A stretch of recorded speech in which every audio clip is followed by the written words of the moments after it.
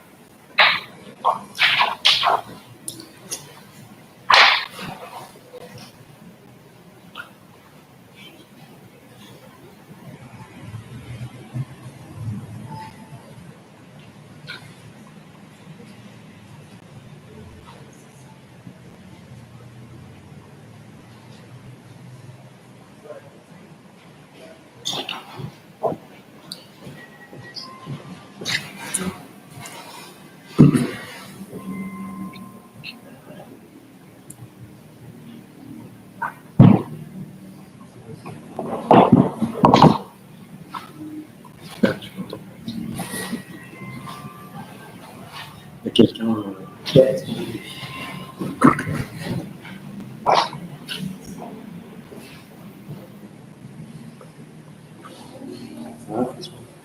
Allez, bon. Ouais. Vous avez la maladie? Oui. Pour il est là. Il est là. Il est là. Oui. Mais il est là.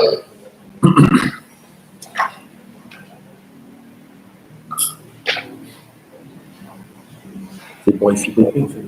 Ouais.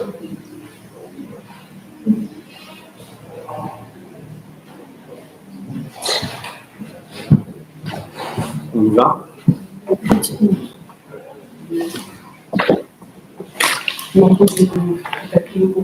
Pardon? Voilà. Oui, donnez-moi le dossier. Bonjour, bonjour. Bonsoir. Bonjour, Lilo. Bonjour, messieurs les actionnaires, mesdames. Ravi de vous revoir. C'est bien. Toujours. Ah ben, on a toujours les mêmes. Hein. C'est bien, bravo. Non, ouais, ouais. Ah oui, oui, oui. Une fidélité assez intéressante. Certains, je vois que au moins 15 ans. Ouais. Ça va? Ouais, toi. Chaudement. Toujours d'avoir une nouvelle, c'est bon. On respecte les actionnaires. Et ben oui. On a jamais vu. Ils sont en train de faire le quorum. Comme ça, après, on peut lancer. Ouais. Oui, bien sûr.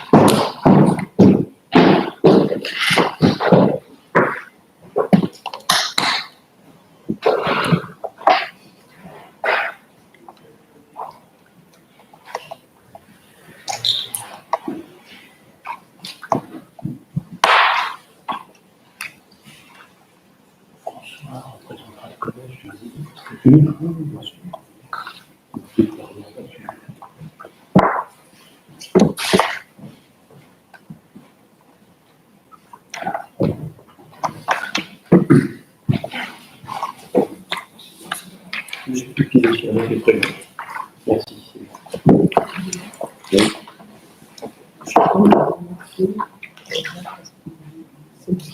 D'accord. Parce que là, c'est pas complètement développé.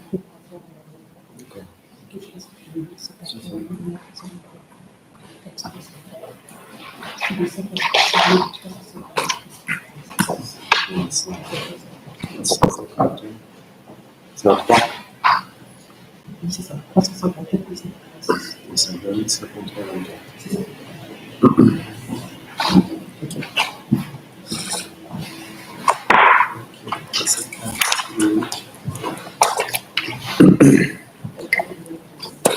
Nous pouvons commencer. Alors, bonjour à tous, je vous remercie, mesdames, messieurs, d'être réunis ce jour, tant en distance qu'en personne, dans nos locaux, au siège social de la société 55 de Pierre-Charon, Paris 8e. Conformément à l'article 22-10-38-1, alinéa 1 du Code de commerce, issu de la loi du 13 juin 24, complété par l'article R2210-29-1 nouveau, premier issu du décret d'application du 8 octobre 2024, cette assemblée est désormais retransmise en direct sur le site dédié de la société et je suis heureux d'accueillir nos actionnaires qui nous suivent par ce moyen. Sont présents autour de moi nos commissaires aux comptes, le collège réuni, ACE et Deloitte, représentés respectivement par M. François Choupier et M. Albert Hénin. Notre avocate, maître Patricia Lefebvre, ainsi que notre juriste, Mme Sobiat Alabi. Vous êtes donc réunis aujourd'hui en assemblée générale ordinaire et extraordinaire sur convocation insérée au ballot numéro 63 et sur le support actu juridique FR de l'extension service du 26 mai 2025. Les détenteurs de titres nominatifs et les commissaires aux comptes ont été dûment convoqués à l'Assemblée. Nous allons procéder à la constitution du bureau de l'Assemblée. Monsieur le Président directeur général, que nous joindrons tout à l'heure par téléphone, si vous voulez bien, pour les questions-réponses. Je pense que ça vous intéressera. N'étant pas là physiquement, je me propose d'assurer la présidence de l'Assemblée sous votre validation express, si vous en avez une. Vous êtes d'accord? Si vous êtes d'accord. Je vous propose de nommer comme scrutateur la société Rodrin Investissement SCS, représentée par Mme Florence Soucé et Marianne Anna. Il y a un deuxième scrutateur, M. Labati, représentant le plus grand nombre d'actions après l'actionnaire Rodrin. Si ça vous convient, mais il faudra rester un petit peu pour signer les PV d'AG. J'ai rendez-vous à une demi-heure d'ici. Oui, on sera sorti. Largement. Donc, M. Labati, je comprends, accepte d'être deuxième scrutateur. Donc, avec l'accord des scrutateurs, Mme Sobiat Alabi occupera les fonctions de secrétaire de séance. Et le bureau étant maintenant constitué, il y a un nouvel actionnaire, c'est commencé. Nous sommes obligés de refuser. Les actionnaires présents ou représentés selon la feuille de présence, nous avons donc deux actionnaires qui représentent 26 119 voix votées par correspondance. Le nombre total d'actionnaires présents ou représentés ou encore ayant voté par correspondance s'établit donc à 88 38 464 actions sur les 165 354 886 actions, soit 53,24% du nombre total d'actions, étant rappelé que chaque action trouve droit à une voix. L'Assemblée réunissant plus du quart des actions, le quorum est atteint et l'Assemblée peut valablement délibérer. Je déclare donc l'Assemblée ouverte. L'ordre du jour est identique à celui indiqué sur les lettres et avis de convocation que vous avez reçus. Tous les documents réglementaires ont été déposés sur le bureau de l'Assemblée. Les documents préalables ont été mis à la disposition des actionnaires au siège social et sur le site internet de la société, conformément aux conditions légales et réglementaires. Aucun actionnaire n'a fait usage de son droit relatif à l'inscription de points à l'ordre du jour ou de projet de résolution. Je vous propose de nous dispenser de la lecture du rapport d'administration dont la synthèse vous sera présentée ci-après.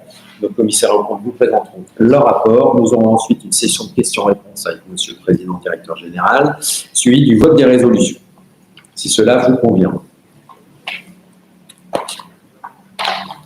Je vais donc commencer par vous faire une lecture résumée du rapport annuel dans son rapport de gestion, avec les éléments essentiels.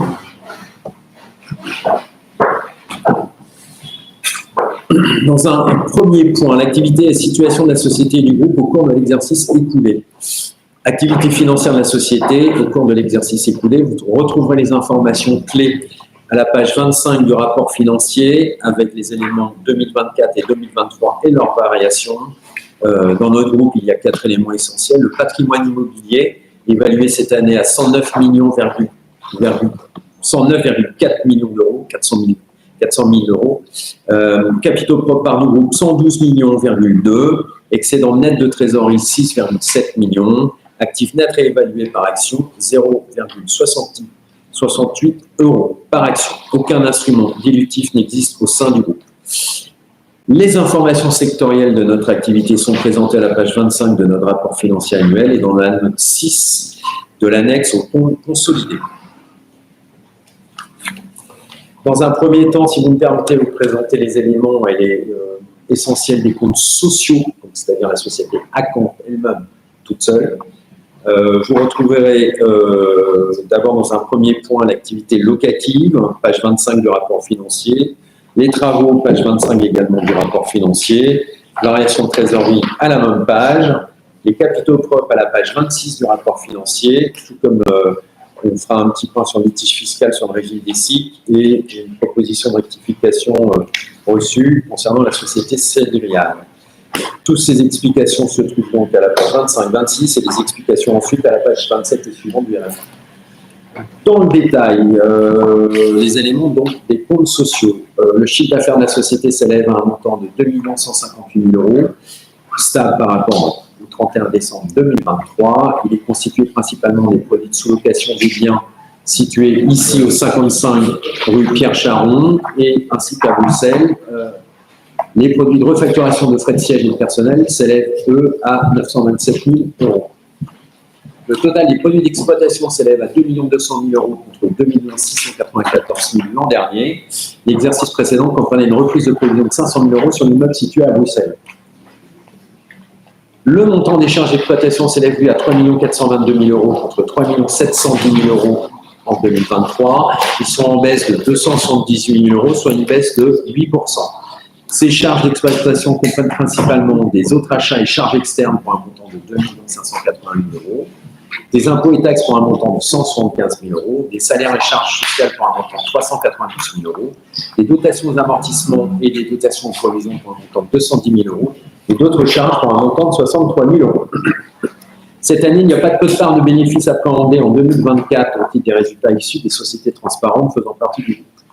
Le résultat financier, quant à lui, est une perte de 4 275 000 contre un bénéfice de 26 502 000 l'an dernier. Il est rappelé que l'an dernier, il y avait une quote-part de résultats affectée par la société Vénus qui était de l'ordre de 30 millions €. Ce résultat financier cette année est composé de produits d'intérêt sur compte courant d'un montant de 558 000, de la reprise de la provision pour dépréciation sur VMP pour 7 000 € et de la reprise de la provision des titres Bassano Développement pour 36 000 € dont la société détient 15%. Côté charges d'intérêt, il y a des charges d'intérêt sur compte courant d'un montant de 4 947 000 €. On aura l'occasion d'en reparler dans des discussions que nous aurons. Elle comprend principalement les intérêts sur compte courant de la société Vénus, le compte courant de la société Vénus vis-à-vis de la mer et s'élève à 197 millions d'euros. Nous avons une provision pour dépréciation des VMP pour 1 000 € et des cessions de VMP compensées pour 72 000 €. En 2023, donc comme je l'ai rappelé, on avait un bénéfice de 26 500 000 € de résultats financiers. Il comprenait donc des produits et charges des comptes courants pour 700 000 € et moins 5 469 000 et surtout donc la distribution de dividendes de la société filiale Vénus pour 30 863 000 €, ce qui explique la différence entre l'année dernière et cette année. Le résultat exceptionnel, quant à lui, est un bénéfice de 32 000 € et est composé principalement du solde net des dotations et reprises de provisions concernant un litige ancien gagné contre une ex-salariée, plus 45 000 €. Le résultat de l'exercice, donc le résultat de la société Acant lui-même, et donc il perd de 5 464 000 € contre un bénéfice de 16 602 000 € pour l'exercice précédent. Un point sur la situation nette de la société Acant Développement. Cette situation nette ressort à plus 53,3 millions d'euros contre 61,6 millions d'euros l'an dernier. Cette variation, donc cette diminution comprend donc le résultat de l'année 2024, moins 5,5 millions, la distribution du solde de dividendes cette année en septembre 2024 de 8,8 millions et le réinvestissement en actions de ce dividende ayant un impact positif sur la situation nette de 6 millions. Effectivement, il y a eu un grand nombre de souscriptions des coupons distribués en 24 en actions, donc une augmentation de capital qui est venue renforcer les capitaux propres de votre société. Donc, voilà le point concernant les comptes annuels de la société Acant. Concernant les comptes consolidés, bon, vous trouverez l'ensemble des éléments dans le rapport financier annuel et je me propose de vous en faire une petite revue détaillée. Le chiffre d'affaires, alors pardon, je me trompe dans mes fiches, comme un homme politique.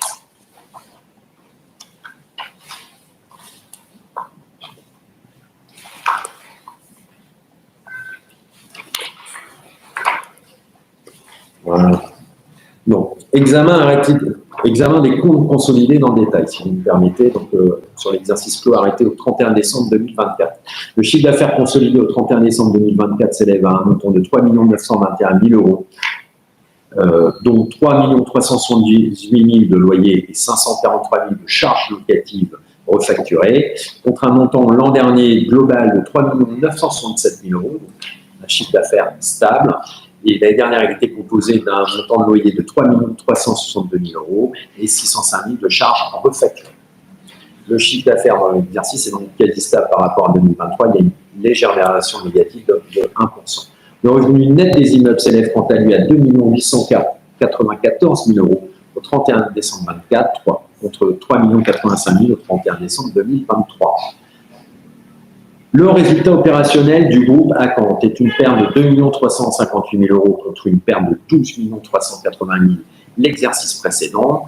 Les principales composantes de cette évolution, donc, c'est la variation limitée de la juste valeur, comme vous le savez, chaque année, chaque semestre, nous faisons évaluer par des experts accrédités la valeur de nos immeubles. Donc, cette année, on a une variation limitée de la juste valeur négative, mais limitée, elle fait moins 3 274 000 de variation négative, soit une baisse de moins 2,6% de la valeur des immeubles par rapport au 31 décembre 2023. Donc une bonne résistance en fait de la valeur des immeubles. L'an dernier, en 2023, il y avait une baisse de 3 482 000 euros de ces immeubles. Les autres principales composantes donc, du résultat opérationnel comprennent également les dotations aux amortissements et provisions pour risques et charges qui s'élèvent à 281 000 euros au 31 décembre 2024 contre 9 651 000 euros au 31 décembre 2023.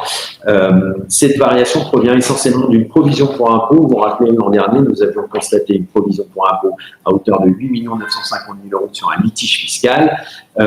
Cette provision, suivant différentes règles et appréciations de nos chers commissaires aux comptes, la provision 2023 a été reclassée dans le rapport financier annuel en passif, alors c'est un peu technique, pardon, en passif non courant au bilan, et dans le résultat opérationnel en charge d'impôt pour le comparatif entre 2024 et 2023, que vous ayez les bons éléments. Il s'agit d'une norme technique IFRS, pour ne pas la nommer, IFRIC 2023, technique. Donc, après reclassement, le résultat opérationnel 2023 ressort ainsi rectifié de ce reclassement à moins 3 430 000 au lieu de moins 9 370 000. Le résultat opérationnel comprend également la variation des reprises de provisions qui ressort à plus 425 000 euros, qui correspond à une reprise de perte de valeur sur le bien occupé par le groupe. Le bien occupé par le groupe, c'est là où sont les bureaux du groupe, c'est-à-dire ici et au 4e étage, selon une règle IFRS bien connue, IAS 16. Il y a également les frais de personnel et autres frais généraux qui sont, eux, également en baisse de 173 000 euros, soit une baisse de moins 7%. Il n'y a eu aucune cession d'actifs en 2024, tout comme 2023. Le résultat financier du groupe s'élève, lui, à plus 259 000 euros. Il est détaillé au point 5.3 de l'annexe au compte consolidé. Le coût de l'endettement financier brut est négatif et s'élève, lui, à un montant de 5 000 euros, contre un montant de 1 000 euros pour l'exercice précédent et comprend uniquement les charges d'intérêt dites IFRS 7. Les autres produits et charges financiers ont baissé de 150 000 euros contre 429 000 euros l'an dernier et représentent les intérêts sur compte courant vis-à-vis des tiers. L'impôt sur les sociétés ne comprend qu'un impôt différé, c'est-à-dire un impôt calculé sur les bases fiscales, une différence entre une base comptable et une base fiscale. Donc, ce n'est pas un impôt payé, c'est un impôt qui prend en compte les plus-values latentes qu'il existe sur les immeubles, qui pourraient être payés si on vendait l'immeuble aujourd'hui à la date de à son évaluation, mais ce n'est pas de l'impôt décaissé. C'est juste une présentation qui nous est imposée pour dire quel serait l'impôt futur sur nos plus-values si on sait. L'impôt sur le résultat ne comprend donc que cet impôt différé consolidé, portant donc sur la survaleur des biens Nancy et s'élève à 1 868 000, composé essentiellement d'une filiale, 1 904 000 pour la filiale Sénariane et pour l'autre filiale Trinubel, moins 36 000.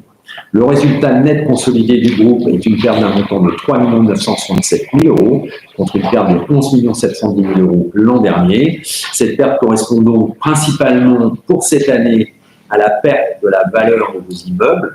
Ce n'est pas une perte figée parce que c'est juste une évaluation à une date donnée des experts en évaluation immobilière. Et donc la perte de l'exercice est peu ou prou égale à cette variation de valeur qui est de moins 3,3 millions d'euros. La part du groupe est de 100% dans ce résultat. On rappelle, il n'existe plus d'intérêt minoritaire dans le capital, enfin dans la situation nette du groupe Accor Développement. Les litiges significatifs de toute nature sont explicités et analysés dans une note 9.3 de l'annexe au compte consolidé, en particulier les litiges avec les anciens actionnaires FIG. Pour rappel sur ces litiges, en septembre 24, le juge commissaire avait autorisé le liquidateur de la société à signer un protocole transactionnel devant mettre fin aux procédures engagées par ce même liquidateur pour insuffisance d'actifs et nullité des actes en période suspecte. Dans ce cas, la société a consigné début 2025 une quote-part représentant 40% du passif, c'est-à-dire 5 millions d'euros, pour mettre fin au litige. L'affaire a été renvoyée une première fois au 27 mai et aujourd'hui est renvoyée au 27 juin pour homologation des protocoles devant le tribunal de commerce. Il y a eu en plus un changement du liquidateur qui lui partait à la retraite, donc ça a pris un peu de retard.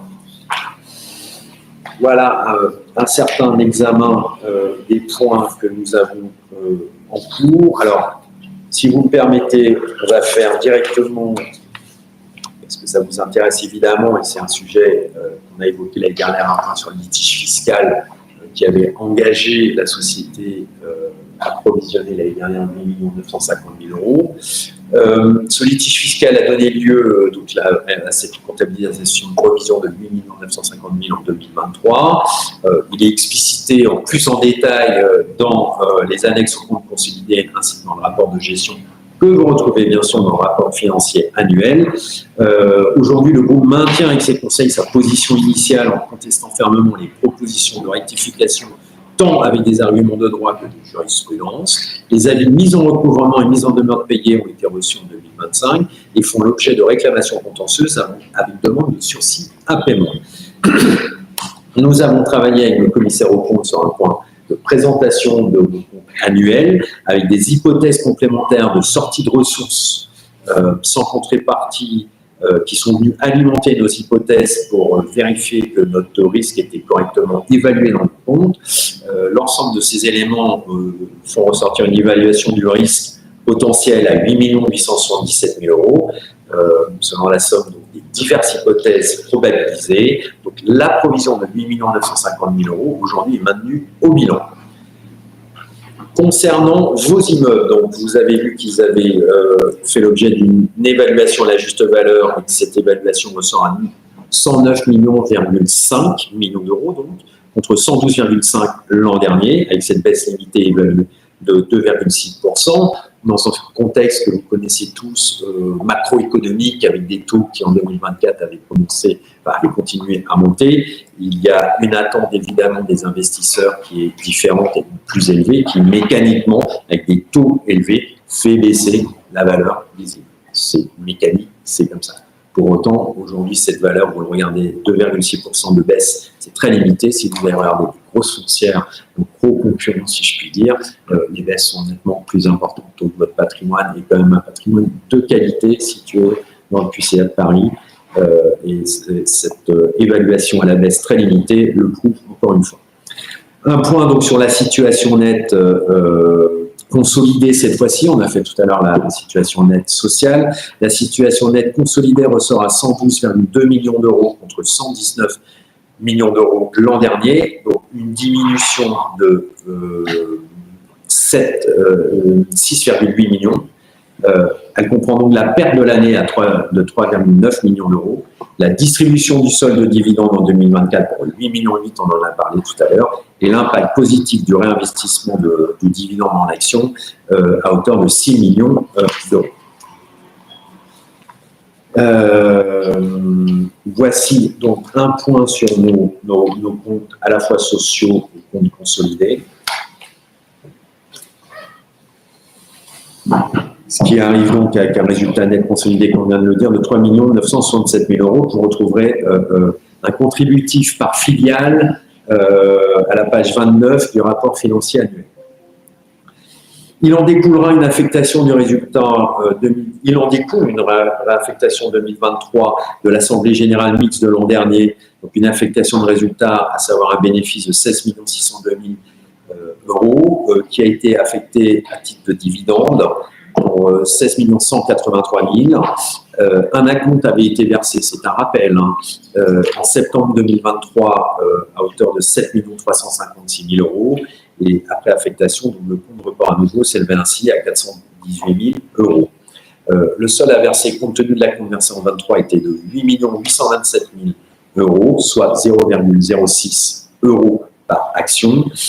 Les actionnaires ont également voté pour l'option du paiement du dividende en numéraire ou en action et ont donné donc tout pouvoir au conseil d'administration pour constater l'augmentation de capital suite à la souscription des actions et à la modification des statuts qui en découlaient. Donc, sur cette augmentation de capital de septembre 24 à la suite de la distribution du solde de dividendes, le Conseil s'est réuni le 10 septembre, a constaté l'augmentation de capital social et du compte prime d'émission relative au réinvestissement du dividende en action. L'option pour le paiement du dividende en action a été exercée au titre de 100 262 514 coupons sur les 147 125 260 coupons adressés aux porteurs d'actions pour le don de capital social à la date du 31 décembre 2023. Il en a résulté la création effective le 12 décembre 2024 de 18 229 626 actions nouvelles. Le capital est désormais porté à 22 468 153 €, divisé en 165 354 886 actions. Un point qui nous a obligés par les différentes réglementations en vigueur, c'est un facteur de risque et d'incertitude que vous retrouverez analysé à la page 30 du rapport financier. La société a procédé à une revue des risques qui pourraient avoir un effet défavorable significatif sur son activité, sa situation financière ou ses résultats, ou sur sa capacité à réaliser ses objectifs, et considère qu'il n'y a pas d'autres risques significatifs, hormis ceux présentés en note 8 de l'annexe au compte consolidé. Dans un point 3, nous pouvons aborder les incidences des activités de la société concernant la lutte contre l'évasion fiscale pour la société et le groupe. Page 30 du rapport financier, l'activité du groupe s'exerce exclusivement en Europe dans le respect de la réglementation fiscale des différents pays où il est présent. Un suivi constant est fait par la direction, assisté de conseils externes spécialisés. En tant que société foncière, la société est particulièrement vigilante quant aux risques liés au blanchiment des capitaux, notamment dans le cadre des opérations d'acquisition, de cession et de location d'actifs immobiliers. Nos notaires s'assurent du respect des obligations réglementaires en la matière. Il comprend notamment des procédures de connaissance des contreparties, de vérification de l'origine des fonds et d'identification des bénéficiaires dits effectifs. La société sensibilise également ses équipes à ces enjeux, évidemment. Point 4, les actions visant à promouvoir le lien. Alors ça, c'est une nouveauté du Code de commerce qui nous oblige à faire un point sur ce sujet. Les actions visant à promouvoir le lien entre la nation et ses forces armées et à soutenir l'engagement dans les réserves de la garde nationale pour la société et le groupe. Ça peut paraître étrange, mais le législateur a voulu que nous fassions un point sur ce sujet dans notre rapport financier annuel. La seule chose qu'on peut dire aujourd'hui, c'est que le groupe prévoira une autorisation d'absence pour les salariés réservistes dans le cas où un salarié se déclarerait auprès de la direction. À date, cela n'a pas d'impact sur la performance financière du groupe compte tenu de l'absence d'effectifs déclarés. Point 5. Événements importants survenus depuis la clôture de l'exercice de la société et du groupe. Vous retrouverez cela en page 34 du rapport financier. Aucun événement significatif important n'est survenu depuis la clôture de l'exercice du 31 décembre 2024. Dans un point 6, situation et valeur du patrimoine, évolution prévisible et perspective d'avenir de la société et du groupe. Je vous prierai de regarder page 35 du rapport RAFA où vous aurez toutes les explications. Dans un point 7, approbation des comptes, affectation des résultats qui tuent aux administrateurs, c'est page 32 et 33 du rapport financier. Nous vous proposerons d'affecter la perte de l'exercice d'un montant de 5 463 727,09 € au compte en report à nouveau, conformément aux dispositions de l'article 243 bis du Code général des impôts. Nous vous signalons les dividendes distribués au titre des 3 des 3 précédents exercices ont été les suivants. 2023, il y a eu une distribution de 11 centimes d'euros par action pour un montant global de 16 184 000 euros. Aucune distribution au titre de 22 ni au titre de 21. Et nous rappelons également que durant les 3 derniers exercices, la société a procédé aux distributions exceptionnelles suivantes. En 2023, 10 centimes d'euros par action pour un montant global de 14 713 000 euros. À ce titre, nous vous proposerons de donner quitus à vos administrateurs. Dans un point 7, autorisation donnée au conseil d'administration à l'effet de mettre en place un nouveau programme de rachat d'actions, page 42 du rapport financier. Effectivement, l'Assemblée générale mixte en date du 14 juin 2024 a autorisé le conseil d'administration à l'effet de mettre en place un nouveau programme de rachat d'actions pour une période de 18 mois. Cette autorisation arrivant à échéance en décembre 2025, il vous sera donc proposé à la présente Assemblée de renouveler cette autorisation pour une nouvelle période de 18 mois. Un point sur la situation des mandats des administrateurs que vous trouverez page 43 du rapport financier. Le mandat d'administrateur de Mme Valérie Luménil arrivera à échéance à l'issue de l'Assemblée générale appelée à statuer sur les comptes de l'exercice clos le 31 décembre 2024 et nous proposerons aux actionnaires de statuer sur son renouvellement. Et vous trouverez au point 1.2 du rapport sur le gouvernement d'entreprise son profil ainsi que les profils des autres administrateurs de la société. C'est aussi une nouveauté du code de commerce où il faut détailler effectivement la capacité professionnelle à exercer le rôle d'administrateur de notre société. Point 10. Situation des mandats des commissaires aux comptes. Page 43 du rapport financier. Nous informons l'Assemblée qu'aucun mandat de commissaire aux comptes n'arrive à échéance à l'issue de l'Assemblée générale appelée à statuer sur le compte de l'exercice clos le 31 décembre 2024. Point 11. Autorisation donnée au conseil d'administration à l'effet de réduire le capital social par annulation des actions autodétenues. Page 43 du rapport financier. L'autorisation consentie par l'Assemblée générale mixte du 14 juin 2024 arrivera à expiration en décembre 2025. Nous vous proposerons de renouveler la dite autorisation pour une nouvelle période de 18 mois. Point 12. Délégation de compétences à donner au conseil d'administration à l'effet de procéder à l'augmentation du capital par incorporation de réserve, bénéfice ou prime. Page 44 du rapport financier. Nous vous demandons de déléguer au conseil d'administration, comme il est d'usage avec faculté de subdélégation, pendant une période de 26 mois à compter de l'Assemblée, la compétence de décider une ou plusieurs augmentations de capital par incorporation au capital de primes, réserves, bénéfices ou autres, dont la capitalisation sera légalement et statutairement possible et sous forme d'attribution d'actions gratuites et ou d'élévation de la valeur nominale des actions existantes. Dans un point 13, une délégation de compétences à donner au conseil d'administration à l'effet de procéder à l'augmentation de capital par émission avec maintien du droit préférentiel de souscription d'actions ordinaires ou de valeurs mobilières donnant droit à l'attribution de titres de créance. Page 44 du rapport financier annuel.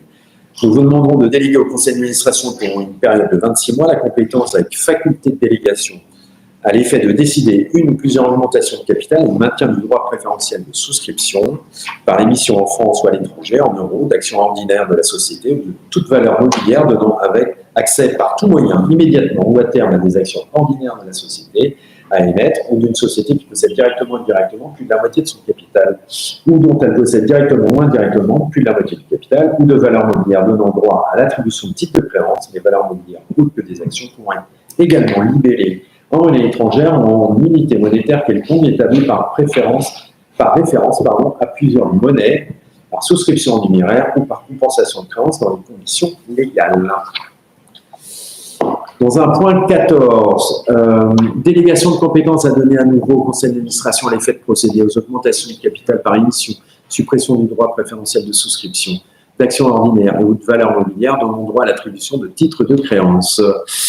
Nous vous proposons également de conférer à votre conseil d'administration pour une durée de 26 mois également une délégation de compétences avec faculté de subdélégation à l'effet de décider une ou plusieurs augmentations de capital par l'émission en France ou à l'étranger par voie d'offre au public, le titre financier d'action ordinaire de la société libellé en euros ou en toute valeur mobilière donnant accès par tout moyen immédiatement ou à terme à des actions ordinaires de la société à émettre ou d'une société qui possède directement ou indirectement plus de la moitié du capital de son capital ou dont elle possède directement ou indirectement plus de la moitié du capital ou de valeurs mobilières donnant droit à l'attribution de titres de créance et valeurs mobilières autres que des actions pouvant être également libellées en monnaie étrangère ou en unité monétaire quelconque établie par référence à plusieurs monnaies, dont la souscription pourra être libérée soit en espèces, soit par compensation de créances dans les conditions légales, avec suppression du droit préférentiel de souscription, et ce afin d'assurer le financement des activités et des investissements du groupe.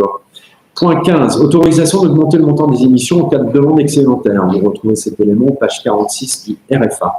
Pour les délégations indiquées au point 27 et 28 du RFA, nous vous demanderons d'autoriser le conseil d'administration à augmenter le nombre de titres lorsqu'il constate une demande excédentaire. Point 16, autorisation à donner au conseil d'administration à l'effet de procéder à l'augmentation de capital dans la limite de 20% du capital en vue de rémunérer les apports en nature de titres de capital et de valeur mobilière donnant accès au capital. Page 47 du RFA. Nous vous demanderons de bien vouloir autoriser votre conseil d'administration pour une période également de 26 mois, augmenter le capital social dans la limite de 20% de son montant en émission en vue de rémunérer des éventuels apports en nature consentis à la société constitués de titres de capital ou de valeur mobilière donnant accès au capital. Enfin, il reste 3 points.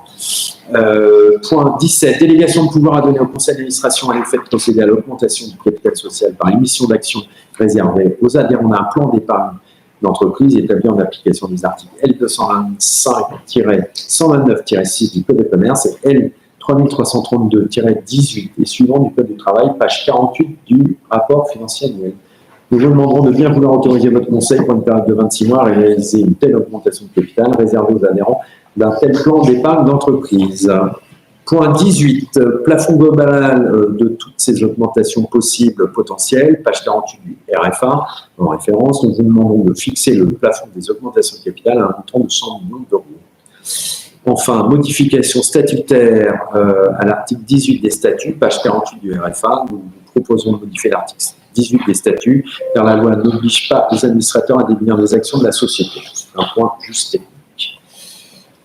Voilà, chers messieurs, dames, cette première partie, lecture résumée du rapport de gestion.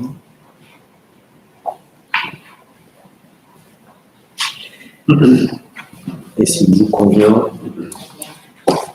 nous pouvons joindre le président directeur général pour ouvrir le bal des questions-réponses, si cela vous convient.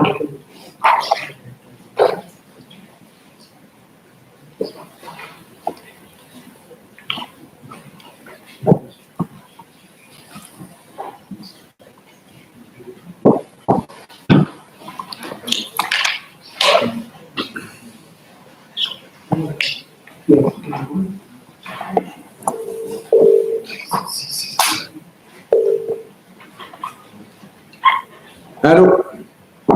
Oui. Ah, je ne vous entends pas très fort, cher Alain.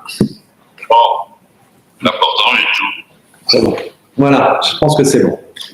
Voilà, je vous ai mis en main libre avec nos chers actionnaires qui sont au nombre de 6 physiquement. En ligne, je ne sais pas. Vous savez qu'aujourd'hui, nous avons l'obligation de filmer cette assemblée et la retransmettre en direct, ce que nous avons fait. Et nous sommes en cours. Nous vous demandons de finir, ce qui est un exercice toujours un peu long pour certains des actionnaires, c'est de relire ce rapport de gestion, même de façon résumée. Nous en sommes arrivés au bout et donc il s'agit d'ouvrir le débat, enfin en tout cas plus exactement, les questions-réponses sur l'exercice 2024 ou d'autres questions sur l'avenir. Voilà. Je ne sais pas qui veut prendre la parole dans l'Assemblée. Voilà, la seule chose, enfin la première chose que je voulais dire, que je regrette beaucoup que le président physiquement ici, parce que vraiment, ça m'aurait rajeuni de quelques années. Vous avez, cher Alain, monsieur le Robert Labatti qui a pris la parole, que je crois que vous avez eu à connaître par le passé. Bien sûr. Mais oui, je vous salue. Bah, rapprochez-vous peut-être. Attendez. Mais prenez un siège, cher monsieur. Oui, nous nous sommes connus à la belle époque à la Bourse de Paris. Oui, je m'en souviens. Voilà, où j'ai été fondé de pouvoir dans un premier temps, puis ensuite. Et bien. Voilà. Ça a marché. Et vous avez eu comme directeur général, c'était dans la banque de un garçon qui a mon âge, un an près, et nous avions débuté ensemble, on avait 18 ans. Il s'appelait, ça vous dit quelque chose? Bah, bien sûr que ça me dit quelque chose. Pierre a travaillé avec nous pendant des années et des années. Bon, ben, maintenant il est retiré et maintenant retraité et avec une retraite bien méritée, parce que je crois que maintenant Pierre, il doit tourner autour des 80 quand même. Bah écoutez, moi je vais en avoir 89 au mois d'août et il est un peu plus jeune que moi. Oui, alors il a 85, 86. Ouais. Et vous êtes resté en contact, vous le voyez? Ah, Pierre, je le vois parce que Pierre est un passionné de chasse. Ah C'est un d'accord. très grand chasseur. Et moi aussi, je dois dire un peu moins passionné que lui, parce que lui, il ne ferait que ça si on le laissait faire. Et d'ailleurs, Est-ce que vous pouvez noter mon numéro de téléphone et lui dire de m'appeler? Bien sûr, je vais le faire. Je vais le faire aujourd'hui même. Voilà, vous le notez ou je le donne à votre directeur? On va faire les deux, comme ça, on est Voilà. sûr de... Alors c'est 0.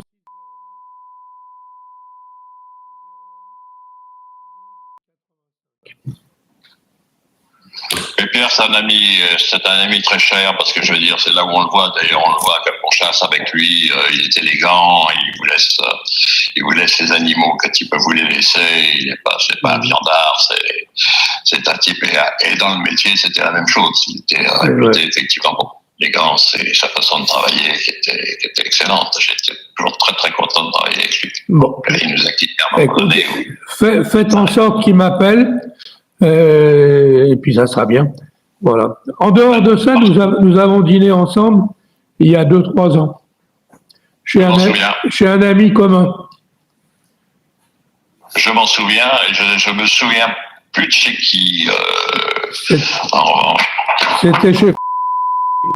Ah, chez Voilà. Bien sûr. Voilà. Bien sûr. Avec qui je suis très, très lié. Voilà, disons. Bon, là-dessus, je voulais. On va passer maintenant aux choses plus sérieuses, puis qui concernent la société.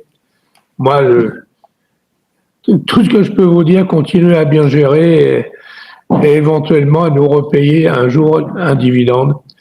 Ouais. C'est tout ce qu'on peut vous demander. Et puis, je pense que les autres actionnaires présents vont poser des questions à votre directeur qui nous répondra.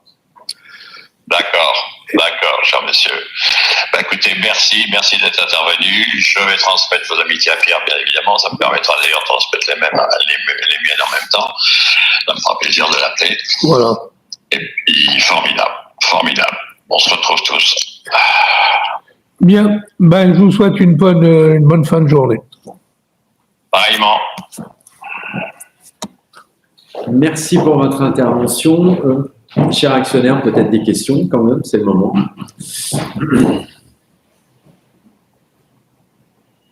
Personne? Monsieur Labati? Non. Non, moi, je suis un petit peu sourd. Tout à l'heure, j'ai entendu les rapprochements. Ce que je vois, c'est que vous disiez quelques mots. Et on a toujours un litige avec le fisc. Oui. Ce qui est indiqué dans le rapport financier, en particulier au point 9.3, effectivement. On n'est pas encore en contentieux, on est en pré-contentieux sur une position complètement folle de l'administration fiscale qui, après analyse de nos conseils, et comme je l'ai dit tout à l'heure, nous restons droits dans nos bottes, nous sommes sûrs de notre position. En fait, la position de l'administration fiscale reviendrait, et c'est ce qu'on leur a écrit, à remettre en cause tout le régime de l'assurance vie des Français, ni plus ni moins. C'est une position complètement folle et sans argument juridique tenant la route. Voilà. Alors, bien évidemment, nous avons des conseils et c'est pour ça que nous les payons, c'est-à-dire pour nous préparer des défenses dans toutes nos rencontres avec l'administration fiscale. Mais la position, alors, est-ce qu'on doit faire un lien avec la situation budgétaire de la France? Je ne sais pas. Ils cherchent de l'argent partout. Mais cette position est complètement folle. J'ai cru comprendre d'ailleurs que nous ne sommes pas la seule SIC visée. Il y en aurait 7 ou 8 autres, ou peut-être 8 avec nous, qui feraient l'objet de contrôle aussi. Et sans dire, comment dirais-je, que l'administration fiscale considère que les SIC ont été un régime qui a été établi à une date donnée et qu'aujourd'hui, ils souhaiteraient mettre fin à ce régime, mais sans passer par une loi, c'est-à-dire en asphyxiant en fait les SIC par des contrôles fiscaux et des redressements monstrueux qui ne tiennent pas une seule seconde la route juridiquement. Ni plus ni moins, c'est remettre en cause le système de l'assurance vie français. C'est tout. Globalement. Et la loi. C'est Les complètement. administrations un peu comme ça en France, hein, vous savez, qui dirige la France, les gens vous répondront le président de la République, d'autres diront c'est le gouvernement.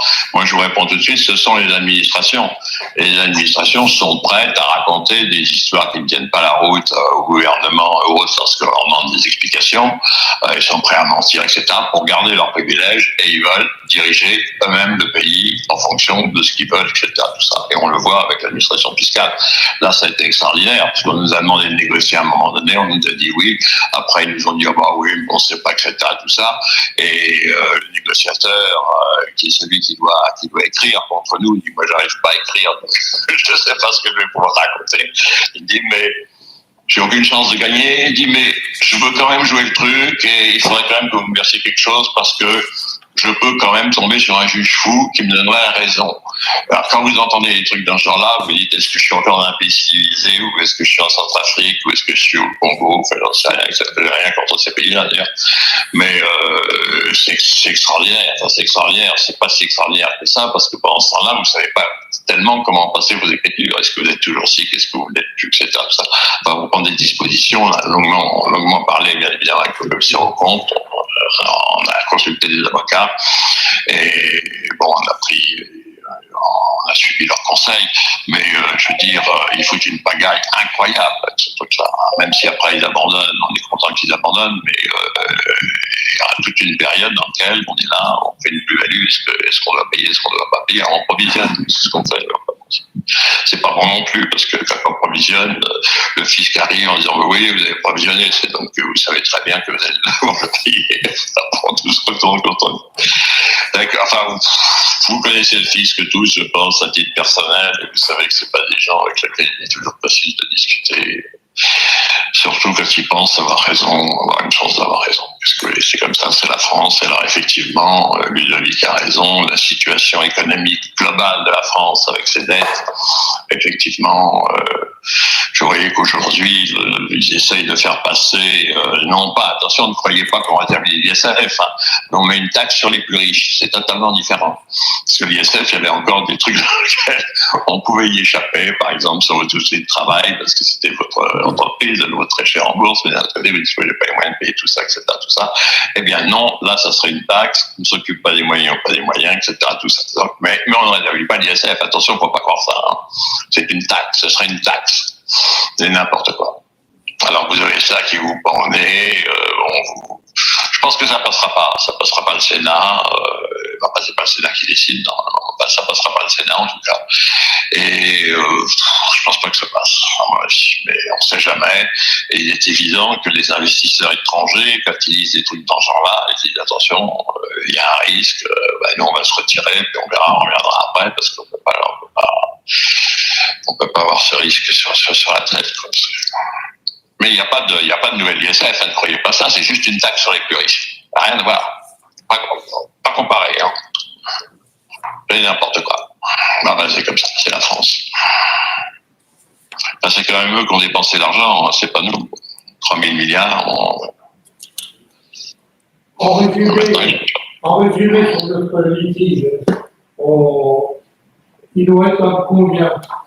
7 millions, c'était ça ou pas? Alors, c'est 9 millions d'euros en droit, et bien sûr, comme ces gens n'ont aucun fondement juridique, ils utilisent l'arme fatale, légale en France, c'est l'abus de droit, et donc ça majore de 80% les redressements. Donc aujourd'hui, le risque maximal sur un compte est de l'ordre de 18 millions d'euros. 18 millions d'euros avec 9 millions d'euros en base. Ça n'a pas de sens, ça n'a pas de sens. Non, mais l'abus de droit est impossible, je m'excuse de vous couper, mais déjà sur le redressement lui-même, il est stupide. Comme ils ne savent pas comment l'expliquer, ils disent c'est un abus de droit. La moitié, c'est 8 950 000. Alors, c'est 8 950 000 sur diverses hypothèses que nous avons prises que nous avons fait valider, enfin challenger par le commissaire aux comptes. Voilà, mais si vous voulez, c'est plutôt technique dans l'approche. On dit pas c'est 50% qu'on prend en provision. Donc on a fait le travail de justification. Mais Alain a tout à fait raison. Comment peut-on abuser d'un droit que ça n'a pas de sens, encore une fois, mais pour plein de motifs que je ne vais pas exposer ici, c'est tout aussi une stratégie fiscale avec nos avocats, bien évidemment, mais on est tombé de notre chaise quand on a eu ce redressement et on pensait bien y passer dans la négociation en leur faisant comprendre nos arguments et que les leurs ne tenaient pas la route. Et dans cette première réunion que nous avons eue, effectivement, on a bien compris qu'à des niveaux assez élevés, elles disaient « mais oui, c'est n'importe quoi ce redressement ». C'est vraiment un sujet de place, c'est un sujet lié à l'assurance vie, il faut bien que vous compreniez ça. Et aujourd'hui, je répète mes mots. Dans quelle mesure est l'assurance vie? La confusion de patrimoine. C'est la confusion de patrimoine. La confusion de patrimoine. Vous avez de l'argent, vous avez des actions qui sont vendues, si on peut le dire, à l'assurance vie, à une assurance vie. Étant donné que vous êtes au départ le cessionnaire, on vous dit, monsieur, pour moi, l'assurance vie, c'est, comment dire, c'est un porteur d'actions. Pour Swiss Life, c'est amusant, quoi. Mais vous êtes toujours propriétaire, en fait. Voilà. Vous êtes toujours l'assurance vie qui vous a récupéré ou acheté vos actions. C'est des porteurs de parts, mais il y a une translucidité qui est assez étonnant. Non, mais c'est tous les assureurs qui sont mis en cause avec cette stratégie. Là, dans les documents qui nous ont été présentés, oui, il y a un paquet d'actions, mais ça ne change rien, que ça soit X ou Y ou Z. Le sujet, il est fondamental. C'est-à-dire, je place quelque chose, je rentre dans le, j'allais dire Hogan, mais il n'existe plus, mais je rentre chez AXA ou un autre, peu importe. En fait, ce qu'ils mettent en cause, c'est la confusion du patrimoine. Ils ne mettent pas en cause, c'est-à-dire qu'il y a confusion du patrimoine. Il n'y a plus d'étanchéité. J'aimerais bien qu'il y ait confusion du patrimoine. Moi, je suis prêt à prendre le patrimoine de Swiss Life. Oui, aussi. Quelles sont les sociétés qui sont... C'est un compte. Là, évidemment... C'est Albert Aidan, Alain, qui prend la parole. Bonjour Alain, c'est Albert. J'ai reconnu. Merci. Alors, écoutez, il y a le secret professionnel. Ce qu'on peut vous dire, chacun a son propre bâton de pèlerin, ces contrôleurs. Il y en a qui vont dire, en gros, l'utilisation des fonds, de l'activité opérationnelle ne correspond pas avec l'esprit de la loi SIC. Alors, ils vont vous reconsidérer cet effet. Donc, c'est une espèce de patchwork qui, je pense que je crois que c'est ce que disait Alain. À un moment, en France, c'est crédit d'impôt recherche. Alors, vous voyez, partout, chez tous les clients, ils étaient en train de remettre en cause le crédit d'impôt recherche sur différents aspects. Là, je pense que aujourd'hui, leur dada, c'est reconsidérer le statut SIC sans le considérer en l'abordant sur divers façons. Là, dans le groupe d'Alain, Ludovic et de votre groupe, c'est sur le statut 60%. Ça peut être attaqué sur l'opérationnalité de l'activité, ça peut être attaqué sur la partie distribution de dividendes. Donc, on a en ce moment, effectivement, sans révéler de secret propriétaire, plusieurs sociétés qui sont aujourd'hui sur le marché, contrôlées plus ou moins sévèrement. C'est clair que c'est un sujet qui est à l'ordre du jour et que, comme disait Alain Levic tout à l'heure, l'administration s'est emparée de ce sujet. Et donc, voilà. Il va falloir être patient, chaque sujet va se traiter. Généralement, on espère qu'il y aura un accord au bout, mais en tous les cas, de notre part, on l'a étudié et on a demandé à la société d'avoir tous les éléments. Vous avez dans le document toutes les hypothèses, et je crois que la société a été très claire avec des pourcentages mis comme les normes IFRS que vous compreniez aujourd'hui. C'est compliqué parce que, juste pour vous dire dans quel contexte on est 2 petites minutes, parce que c'est important, les gens ne le savent pas. Ils voient les normes IFRS décidées avant, mais ils ne savent pas toujours ce que c'est. Aujourd'hui, si on va au bout de ces normes, vous devez mettre sur le papier l'ensemble de risques fiscaux, tous, et donner un pourcentage, d'occurrence à chacun de ces risques, en 4 hypothèses, et éventuellement le provisionner sans redressement. Alors les gens, ça a un peu couiné, et finalement, aujourd'hui, la pratique de la place, c'est le faire simplement sur les redressements. Mais ce n'est pas le texte. Ils vont revenir à un moment ou à un autre, ils vont renforcer. Moi, je connais nos amis des IFRS, ils vont le faire. En tous les cas, dans le cas de figure ici, ils ont demandé, la société a analysé chacun des cas. C'est-à-dire, premier cas, quel pourcentage vous attribuez à un redressement complet avec abus de droit. Deuxième cas, qu'est-ce que vous attribuez comme pourcentage à un redressement qui serait qu'à 40% d'abus de droit seulement. Alors, quel pourcentage de probabilité vous avez ensuite, quel pourcentage de probabilité vous accordez à un redressement, mais comme disait Alain et Ludovic tout à l'heure, sans abus de droit. C'est évident qu'il y a abus de droit, il risque d'avoir quelques sujets. Alors, et puis, dernier sujet, pas de redressement du tout. Donc, la société, parce que il faut quand même prendre une position, elle a considéré, ça ne veut pas dire que c'est la thèse qu'elle défend, mais que comptablement, elle a provisionné le montant d'un redressement sans abus de droit.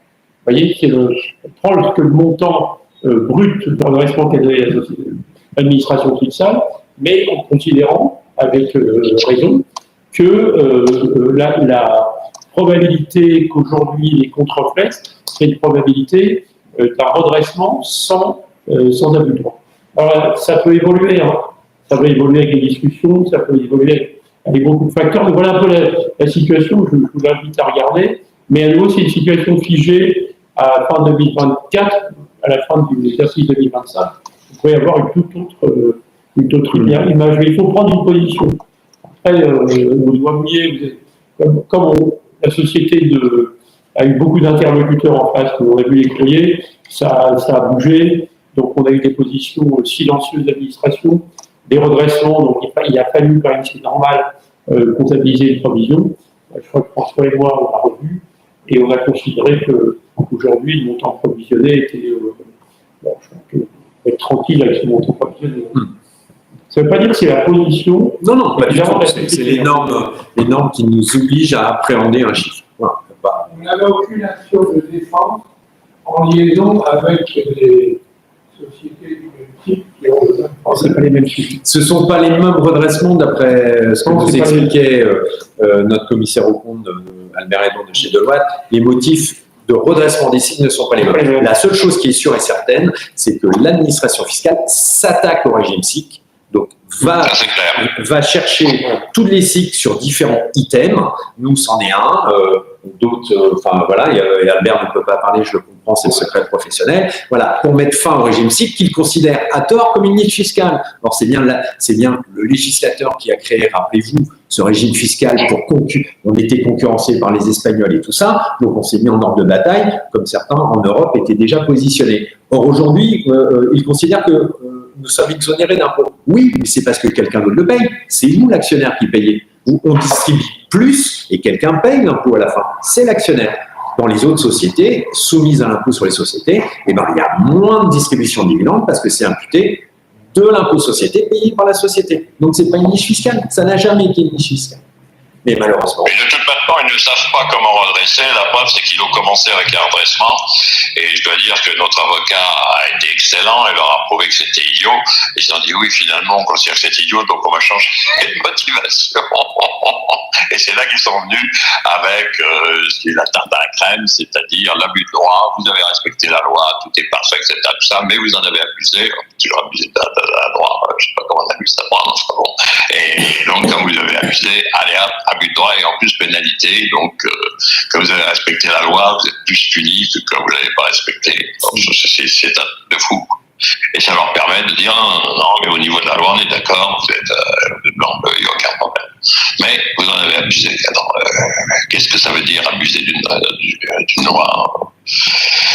Bon, c'est systématique maintenant, c'est-à-dire cette conception de l'abus de droit qui avant était exceptionnelle, quand vraiment des gens faisaient des opérations quand même un peu, j'allais dire olé olé, tout ça. Aujourd'hui, c'est systématique, ils savent pas quoi mettre, donc ils mettent n'importe quoi, ils rajoutent. C'est un abus de droit. La loi, c'est vrai, mais c'est un abus de droit. Alors c'est un peu facile, hein, mais enfin bon, qu'est-ce que vous voulez dire ? Ils l'utilisent à fond, abus de droit. Alors j'espère qu'ils ne vont pas mettre ce système-là dans d'autres domaines, mais si c'est un abus de droit de s'arrêter au feu rouge et de passer au feu vert, il va y avoir des tas de problèmes de contravention.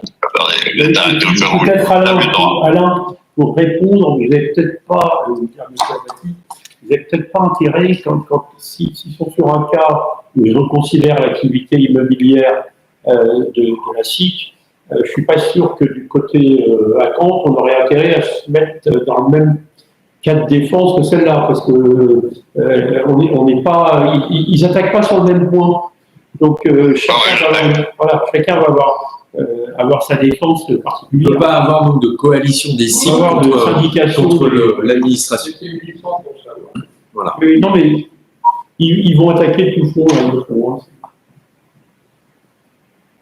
Et d'ici quelle échéance vous pensez que c'est sur en général, il y a toujours une fin. Comme on dit en anglais, worst case, vous partez au contentieux, donc vous êtes dans un temps long, nécessairement. Aujourd'hui, il y a une chose qui est absolument certaine, c'est que nous sommes SIC. Il n'y a aucune décision judiciaire pour dire que nous sommes pas SIC. Nous sommes SIC. À la preuve du contraire, donc la preuve du contraire, et si on était dans le cas le plus défavorable, ce serait une décision judiciaire entrée en force. Donc il faut au moins compter une décision du cour d'appel administrative. Vous n'êtes pas sans savoir le temps long de la justice en France. Vous pouvez peut-être miser sur 4-5 ans. Et encore. Comme vous le comprenez, ça ne facilite pas le travail pour nous. Hein. Nous, on est sûr de gagner, donc bon, on est ici qu'actuellement, il n'y a aucun doute là-dessus, donc on peut quand même y aller, mais je veux dire, on y va moins franchement qu'avant, lorsqu'on disait, bon, bah oui, tout est normal, on a fait un contrôle et tout est en ordre, là, ils commencent à remettre en cause le truc, bon, puisque j'ai quand même quelques frayeurs, comme dit le contrôleur, si justement, on peut tomber sur un juge fou. Ça n'a pas gêné de dire ça, bon, je lui en laisse la paternité. Et puis, je pense que ces affaires-là, il faut qu'elles se fassent dans la discrétion. Il ne faut pas que la presse s'en mêle, parce que si on monte et on fait des syndications, ça va dans le bon sens. Je pense que l'administration peut le faire avec toute la discrétion possible.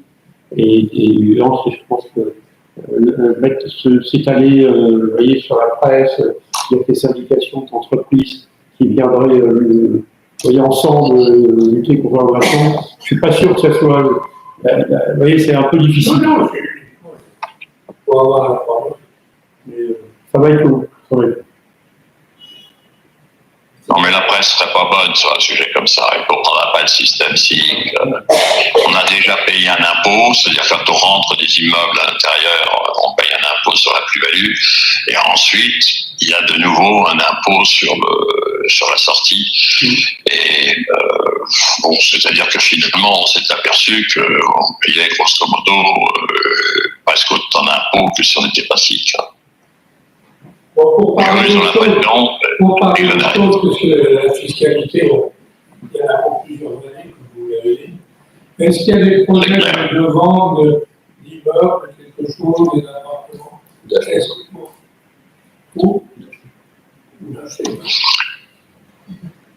pour acheter, il faut de l'argent.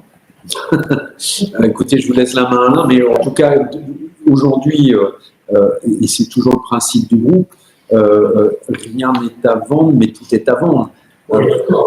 C'est-à-dire qu'aujourd'hui, et je l'ai eu encore ce matin, des gens peuvent vous appeler, vous n'avez pas un mandat à donner à quelqu'un pour vendre. Aujourd'hui, ce n'est pas le cas. Mais nous sommes constamment sollicités parce que nos actifs, et vous l'avez vu dans les comptes, ont une résistance très forte à cette montée des taux qu'il y a eu en 2024. On a perdu, alors c'est une valeur d'expertise et on sait ce que ça vaut les experts, c'est-à-dire pas grand-chose parce que je parle en présence de nos commissaires aux comptes, on vend en moyenne, à Caen, on vend en moyenne dans le groupe 25% plus cher que ce qu'elle a dans ses comptes. Donc les experts sont toujours à des niveaux très très bas, ça c'est le premier point, mais on est toujours sollicité. Il y a une perte de 2% de valeur, 2,5% de valeur comme cette année. Les gens nous appellent en disant bon, on est intéressé par vos immeubles. Après, c'est d'atteindre le prix aussi que nous considérons comme satisfaisant. C'est l'élément global ou c'est un immeuble? Alors, c'est surtout type d'immeuble, mais en particulier, effectivement, dans le QCR, vous avez vu la flambée des prix, beaucoup d'acteurs de luxe. Ben oui, il y a un immeuble rue de la Banque qui est extrêmement bien situé, qui fait l'objet aussi d'attention particulière de certains fonds directement, avec certains qui ont des projets, soit d'en faire un hôtel, soit de racheter pour faire du value-add, comme on dit ça, c'est-à-dire rentrer dans les 1000 € du mètre carré après réfection ou restructuration lourde. Donc voilà, il y a des acteurs qui sont intéressés. Après, sont-ils intéressés au prix que nous attendons? Voilà. Vous avez un président directeur général qui en reçoit ses offres et on discute et évalue l'opportunité de le faire pour le groupe. De toute façon, aujourd'hui, le marché est très difficile à travailler parce que les gens, d'une certaine façon, je dis entre guillemets, ne veulent pas acheter, c'est-à-dire tous les gens là qui tournent autour, etc., tout ça, sont très intéressés, c'est évident, mais quand ils font leur proposition de prix, immédiatement on dit non, écoutez, vous n'êtes pas au prix, etc. Donc les gens ne se mettent pas au prix. Et en sens inverse, les gens qui ont de l'immobilier aujourd'hui ne voient pas l'opportunité de le vendre, surtout avec une décote. Alors, pour mettre l'argent où la bourse est quand même un peu flottante. On a un président américain qui peut prendre des décisions, qui peut influencer la bourse sur telle ou telle valeur, tel investissement, etc. Les décisions sont mondiales. Tout à l'heure, on disait que c'était l'administration qui commandait en France, c'est vrai, mais on a aussi la présidence américaine qui peut prendre des décisions qui auront des conséquences énormes sur la France.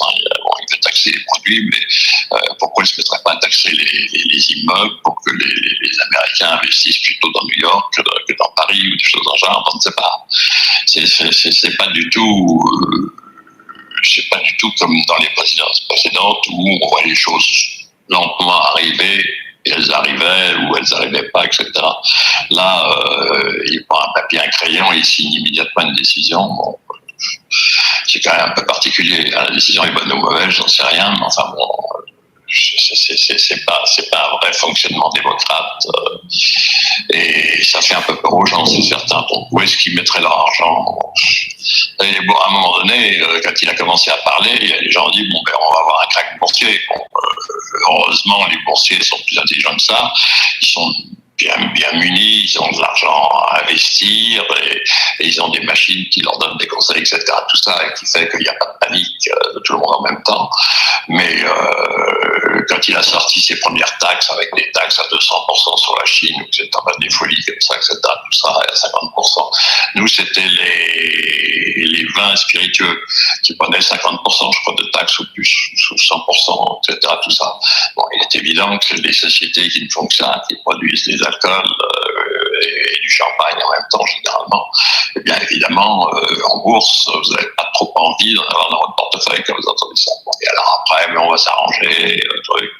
Apparemment, il n'y a pas d'arrangement, d'ailleurs, officiel avec la France aujourd'hui. Ils en ont fait avec les Anglais, ils ont tout lâché. Enfin bon, ils aiment bien les Anglais, nous, ils ne l'aiment pas tellement, donc on ne sait pas. Et donc, dans certains secteurs, on peut avoir des craintes. C'est-à-dire que les craintes ne viennent plus de l'intérieur d'une mauvaise politique française qui ferait que la France va être, bon, tant pis pour nous. Là, c'est des décisions extérieures qui viennent et qui nous touchent, nous. C'est certain qu'une taxe de 100% sur les alcools français, avec ce qu'on exporte aux États-Unis, ça fait très mal, surtout sur le champagne, je trouve.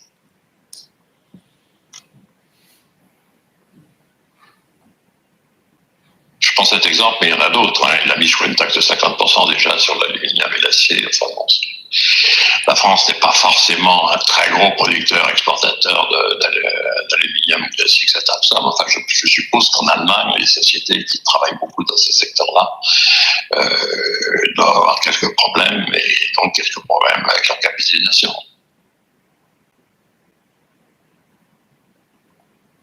Il y a des grandes maisons de champagne qui souffrent énormément.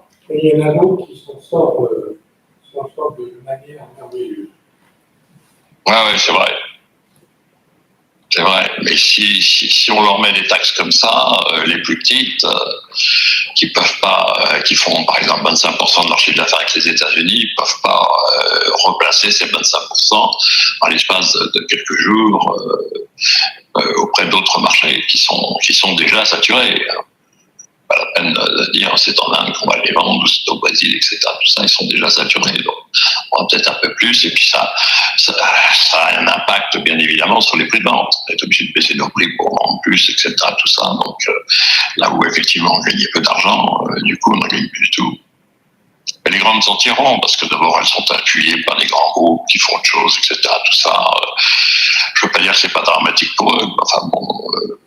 Je veux dire, toute la partie alcool qu'il y a chez LVMH, ça pèse un peu c'est ça qui pèse un peu sur le coup, plus à mon avis que le fait d'avoir un peu plus de mal à vendre les sacs à main, etc. Ou autres. Il y a toujours des queues. Il suffit de se balader dans Paris pour voir qu'il y a des queues devant le magasin pour en acheter.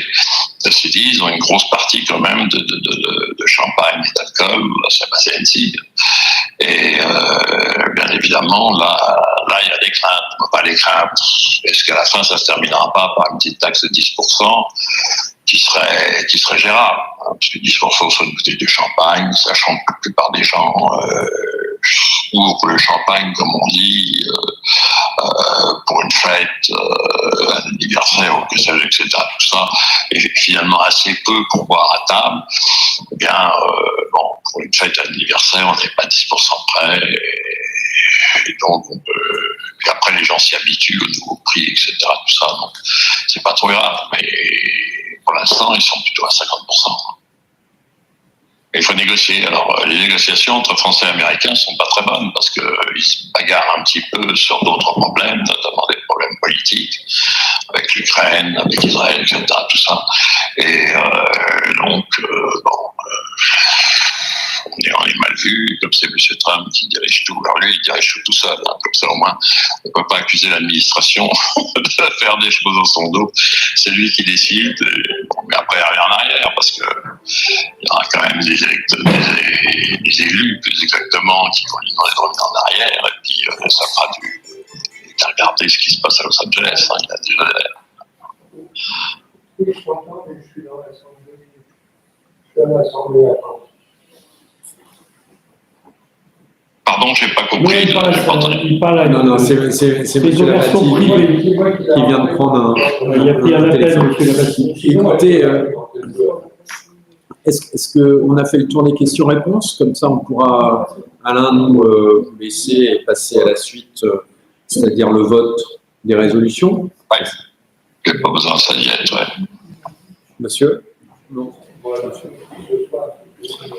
Écoutez, merci, Monsieur le Président.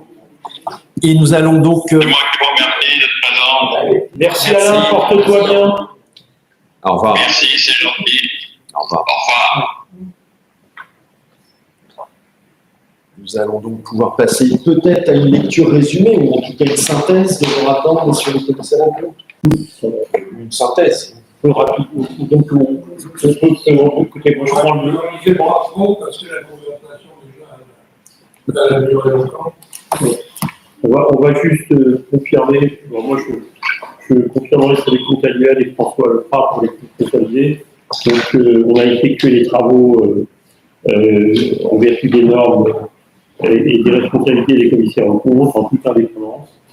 On a particulièrement travaillé dans les comptes annuels. Ces messieurs-là, ils ont vraiment aucune question à poser. Non, sur les types de participation et tout ça a fait qu'en fin de compte, on vous confirme que par rapport au compte arrêté par le conseil d'administration qui vous êtes demandé d'être approuvé aujourd'hui, les comptes sont certifiés par le annuel, sont certifiés par le collège de commissaires aux comptes, Exco Paris SE de mon ami François Choukri et de l'OAT associé que je représente dans cette salle. François, de la même façon, nous certifions sans réserve l'observation la régularité des comptes consolidés. Nos travaux ont essentiellement porté sur la valorisation des immeubles. pouvez la retrouver dans nos rapports d'intégralité sur la conso, page 177 du rapport équilibré. Voilà pour les coefficients. Merci, messieurs. En conséquence, donc, nous pourrons passer au vote, si cela vous convient. Je ferai au mieux pour être le plus rapide et vous n'y verrez plus. Mais il faut quand même passer aux résolutions. Donc, texte des projets de résolution à titre ordinaire. Première résolution, approbation des comptes consolidés.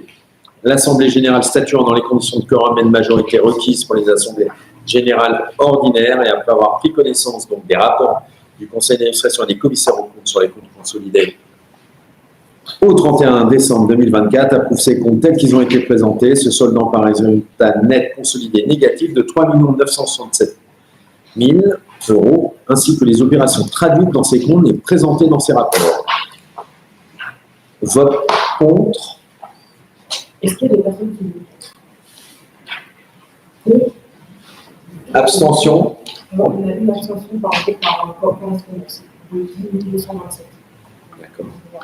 Donc, la résolution mise aux voix est adoptée à la majorité des votes des voix exprimées.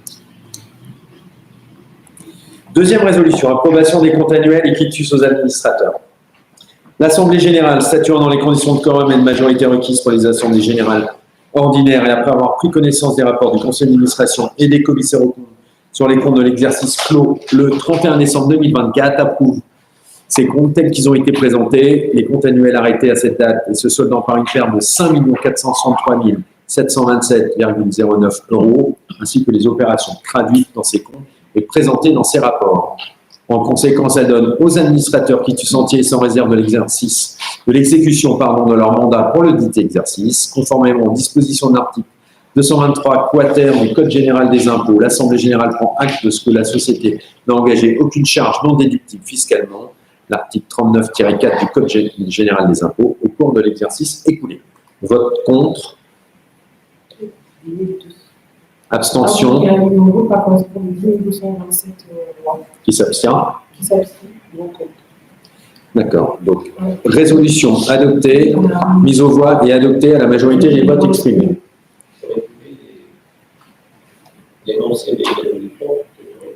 Vous êtes pressé, cher monsieur. Non. Vous trouvez ça long? Enfin, je ne sais pas si vous m'autorisez. Au moins, je le ferai peut-être sur les délégations de compétences si vous le souhaitez. Mais il faut formellement.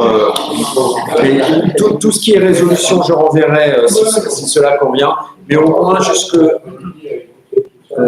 au moins sur l'approbation jusqu'à la 5e résolution. Et sinon, je lirai en tête. 3e résolution, donc affectation du résultat. L'Assemblée générale statuant dans les conditions de quorum et de majorité requises pour les assemblées générales ordinaires et après avoir pris connaissance du rapport du Conseil d'administration, décide d'affecter la perte de l'exercice clos le 31 décembre 2024, s'élevant à 5 463 727,09 euros au compte report à nouveau. Compte tenu de cette affectation, le compte report à nouveau s'élèverait à 5 45 417,75 euros et les capitaux propres seraient de 53 293 709,83 euros. Le compte report à nouveau serait négatif. Il est précisé que dans le cadre du régime SIC, la société n'a pas d'obligation de distribution de ses résultats au titre de l'exercice clos le 31 décembre 2024. Il est également rappelé que la société a des obligations de distribution au titre des exercices précédents qui demeurent non remplies à ce jour, à savoir 19 381 755 euros, se répartissant comme suit. Année 2020, 1 443 967. 2021, 10 875 373. 2022, 7 062 415 euros. Conformément à l'article 243 bis du CGI, le président précise que les dividendes distribués au titre des 3 précédents exercices sont les suivants. 2023, 11 centimes d'euros, distribution exceptionnelle par action. Montant global en milliers d'euros, 16 184 milliers d'euros. En 2022 et 2021, aucune distribution exceptionnelle. Alors, c'était une distribution non pas exceptionnelle, mais distribution ordinaire, pardon, excusez-moi.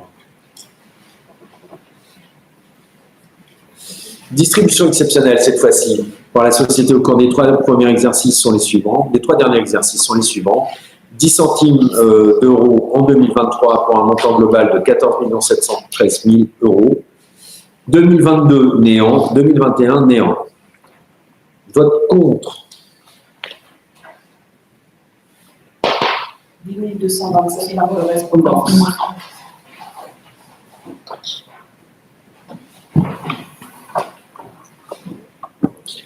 Abstention. Aucune abstention. Donc, résolution mise aux voix est adoptée à la majorité des votes exprimés. Du coup, ça fait un total de 88 028 237 voix. Parfait. 4e résolution, approbation des conventions visées à l'article 225-38 du Code de commerce. Ce sont des conventions dites réglementaires. Statuant sur le rapport spécial des commissaires aux comptes qui lui a été présenté sur les conventions de l'article L225-38 du Code de commerce, l'Assemblée générale prend acte qu'il lui a été soumis un tel rapport et approuve la nouvelle convention qui a été autorisée au cours de l'exercice écoulé. Vote contre. Abstention. Il y a 227 par correspondance. Qui sont contre? D'accord. Abstention, il y a 87 887 et 158. Donc, cette résolution mise aux voix est adoptée à la majorité des votes exprimés.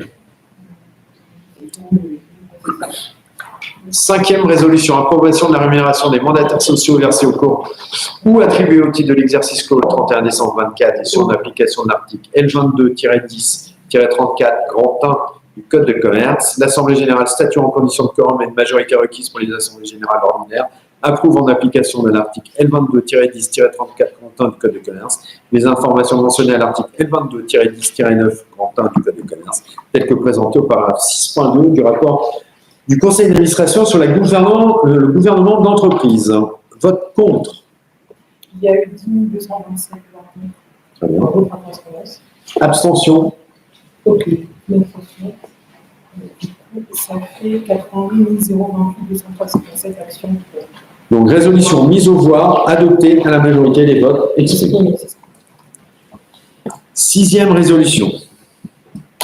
Approbation des éléments fixes, variables et exceptionnels composant la rémunération totale et les avantages de toute nature versés ou attribués au titre de l'exercice clos le 31 décembre 2024 à M. Alain Duménil, président directeur général, et sur l'application de l'article L22-10-34 grand 2 du Code de commerce. Il est rappelé que M. Alain Duménil ne perçoit aucune rémunération au titre de ses fonctions de président directeur général comme les années précédentes. Cette résolution mise aux voix, vote contre. Il y a 10 225 voix contre par correspondance. D'accord. Abstention. S'il n'y a pas d'abstention, ça fait 88 028 237 voix.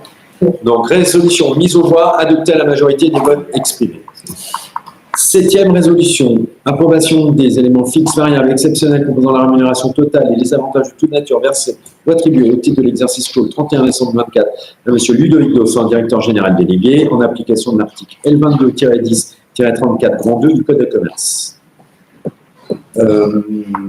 L'Assemblée générale statuant donc aux conditions de quorum et de majorité requises pour les assemblées générales ordinaires, approuve en application de l'article L22-10-34 grand 2 du Code de commerce les éléments fixes, variables et exceptionnels de la rémunération des avantages de toute nature versés ou attribués au titre de l'exercice 2024 à M. Ludovic Dauphin, directeur général délégué, tel que présenté au paragraphe 6.2 du rapport du Conseil d'administration sur le gouvernement d'entreprise.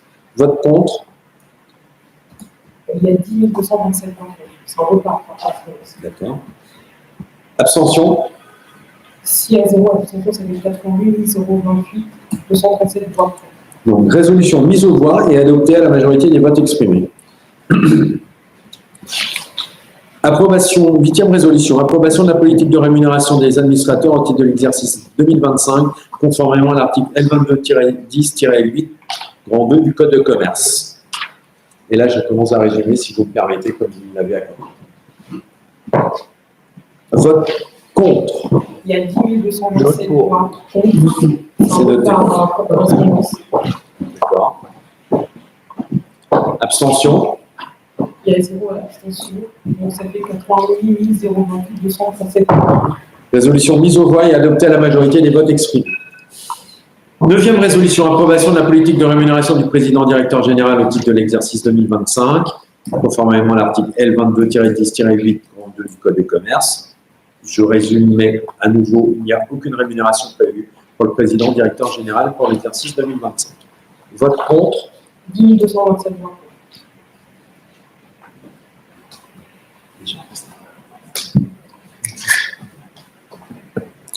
Abstention. Il n'y a pas d'abstention, donc sur les 88 028 237 voix. Donc, résolution mise aux voix, adoptée à la majorité des votes exprimés.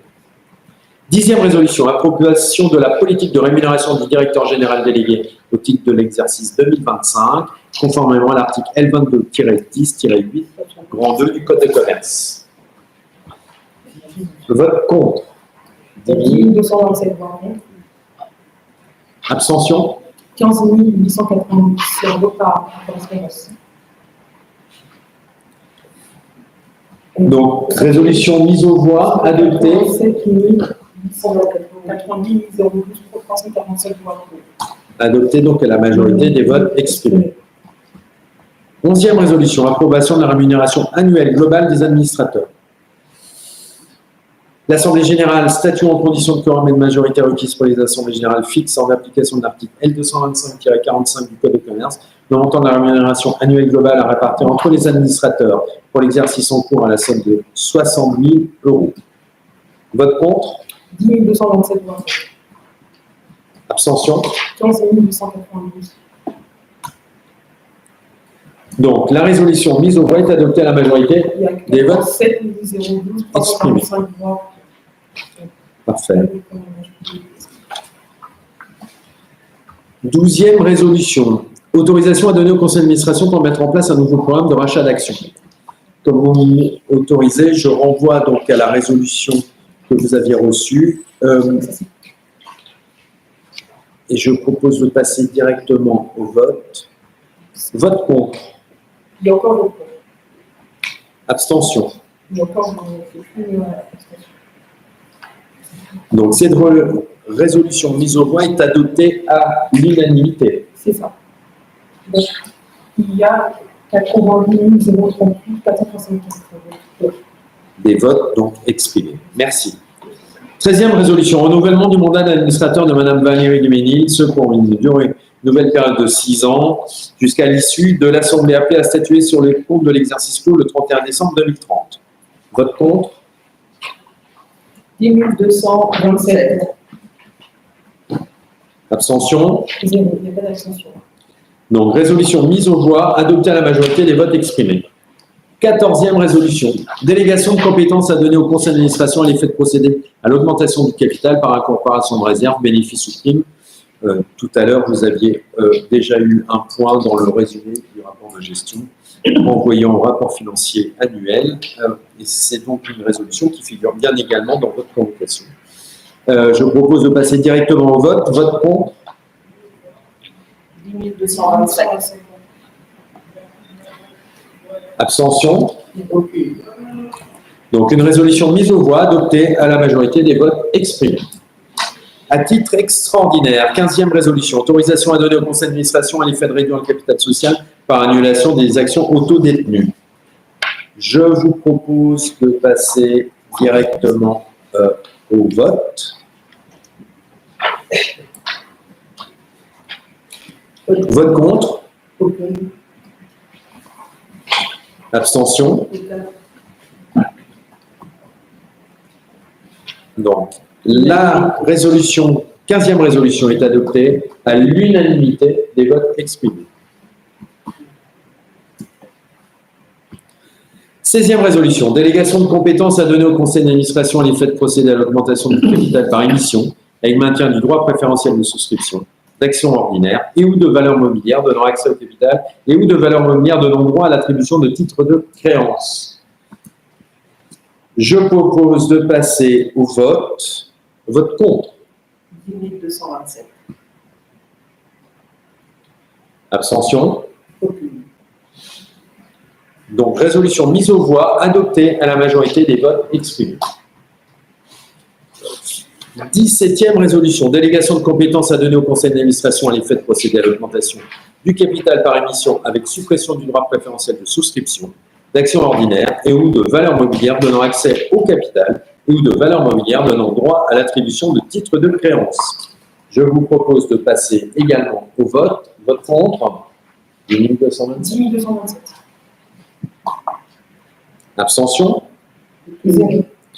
Donc cette résolution est mise aux voix, est adoptée à la majorité des votes exprimés. 18e résolution. Autorisation d'augmenter le montant des émissions en cas de demande excédentaire. Je propose de passer directement au vote. Vote contre. 10 227. Abstention. 0. Cette résolution mise aux voix est adoptée à la majorité des votes exprimés. 19e résolution. Autorisation à donner au conseil d'administration à l'effet d'augmenter le capital social dans la limite de 20% en vue de rémunérer des apports en nature de titres de capital ou de valeurs mobilières donnant accès au capital. Je vous propose de passer directement au vote. Vote contre. 10 227. Abstention. Aucune. Cette résolution mise aux voix est adoptée à la majorité des votes exprimés. 20e résolution, délégation de compétences à donner au conseil d'administration à l'effet de procéder à l'augmentation du capital réservé aux adhérents d'un PE, établi dans le cadre des dispositions des articles L225-129-6 du Code de commerce et L 3332-18 et suivants du Code de travail.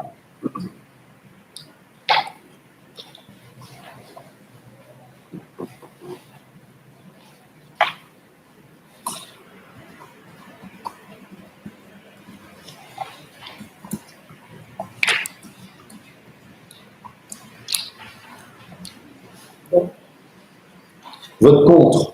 10 227. La société Ronra. La société Ronra vote contre.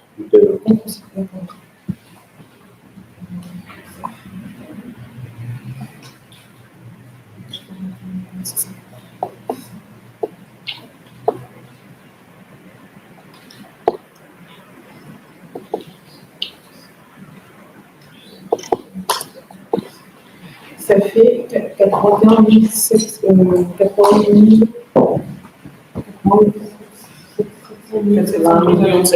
700. Donc abstention. Donc résolution rejetée. Je vous en prie, cher monsieur. Vous n'avez pas raté grand-chose parce que vous avez voté oui à tout. Donc ça va. 21e, nous terminons. 21e résolution. Plafond global des augmentations de capital. Je vous propose de passer directement au vote. Je vous rappelle que cette proposition, c'est une résolution qui permettrait de présenter à l'Assemblée un montant nominal total maximal d'augmentation de capital relevant de toutes les résolutions antérieures à 100 millions d'euros. Vote contre. 10 227. Abstention. Aucune.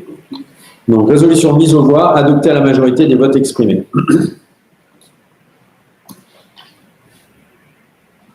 22e résolution. Modification de l'article 18 des statuts. Je vous lis l'article 18 nouveau rédigé, qui serait rédigé de cette façon. Article 18, conseil d'administration composition. La société est administrée par un conseil de 3 membres au moins et de 18 au plus. Toutefois, en cas de fusion, ce nombre de 18 personnes pourra être dépassé dans les conditions limites fixées par le Code de commerce. Les administrateurs sont nommés par l'Assemblée générale ordinaire qui peut les révoquer à tout moment. En cas de fusion ou de scission, leur nomination peut être faite par l'Assemblée générale extraordinaire. Les personnes morales nommées administrateurs sont tenues de désigner un représentant permanent soumis aux mêmes conditions et obligations que s'ils étaient administrateurs de son nom propre. Un salarié de la société ne peut être nommé administrateur que si son contrat de travail correspond à un emploi effectif. Le nombre des administrateurs liés à la société par un contrat de travail ne peut dépasser le tiers des administrateurs en fonction. Vote contre. 10 227. Abstention. Aucune. Résolution mise aux voix, adoptée à la majorité des votes exprimés. 23e et dernière résolution. L'Assemblée générale donne tout pouvoir au porteur d'un exemplaire, d'une copie ou d'un extrait du présent procès-verbal à l'effet d'accomplir toutes les formalités de dépôt et de publicité requises par la loi. Résolution mise aux voix. Vote contre. 10 227. Je ne peux pas faire une formalité. Abstention. Aucune. Donc, résolution de mise aux voix, adoptée à la majorité des votes exprimés.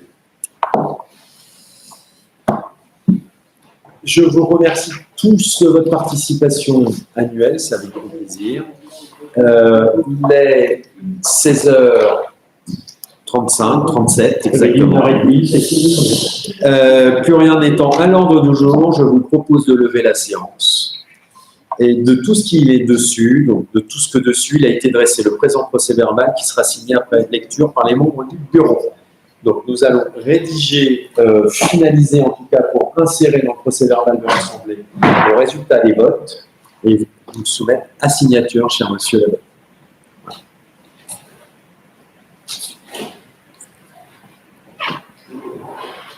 Merci à tous en tout cas. Et peut-être certains nous verront lundi pour une autre assemblée. Lundi pour la société FIPP. Merci à tous. Et merci à nos commissaires aux comptes, nos juristes.